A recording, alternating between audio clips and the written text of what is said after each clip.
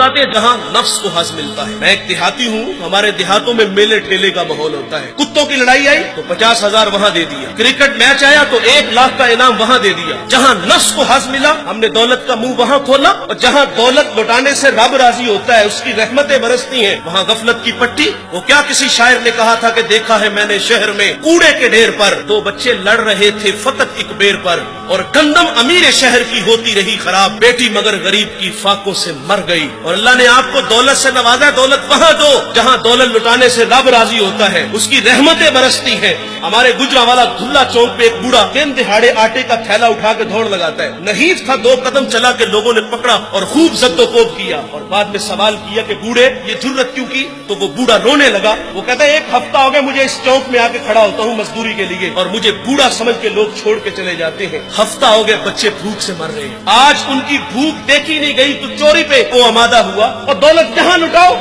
یہ نوائے وقت میں خبر چھپی تھی، کمالیہ کی بیٹی وہ شادی کے قابل تھی، ایک رشتہ ملا، ادھر سے بارات آ رہی ہے، ادھر بیٹی والے تیاریوں میں، ہمسائیگی میں سے کسی نے شرارت کی کہ جس کے گھر میں آ رہے ہو وہ اپنی بیٹی کو چند جوڑوں کے سوا اور کچھ بھی نہیں دے سکتا، بارات وہیں سے واپس چلی گئی۔ بتاؤ اس بیٹی کے دل پہ جو کچوکے اور زخم لگے تھے اس کا مداوع کس نے کرنا تھا؟ اور اللہ نے آپ کو دولت سے نوازا ہے، غریبوں کی بیواؤں کی بیٹیاں گھروں میں بوڑھی ہو رہی ہیں، تم کتوں کی لڑائی پہ پیسے لٹا رہے ہو، تم ہجڑوں پہ دولت لٹا رہے ہو۔ اگر دولت لٹانے کا شوق ہے تو معاشرے میں پھیلے ہوئے دکھ دیکھو، یتاما مساکین پہ دولت لٹاؤ تاکہ تم خدا کی رحمتوں کے مستحق ٹھہرو، لیکن دولت وہاں دی جہاں نفس کو حظ ملا۔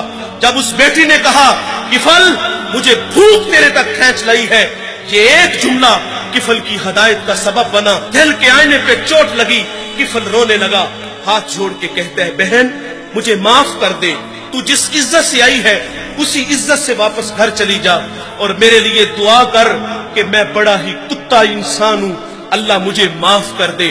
وہ بیٹی گھر چلی گئی اور ادھر تقدیر کا قلم چل گیا، اسی رات کفل کو موت آ گئی۔